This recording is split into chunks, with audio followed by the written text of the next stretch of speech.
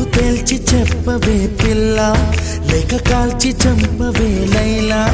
నా జీవితం నీ కనుపాపలతో వెంటాడి కవేటాడొద్దే. లేదని చెప్పా నిమిషము చాలు, లేదన్న మాట తట్టుకోమంటే మళ్ళీ మళ్ళీ నాకొక జన్మే కావాలి. ఏమి చేయమందువే, ఏమి చేయమందువే.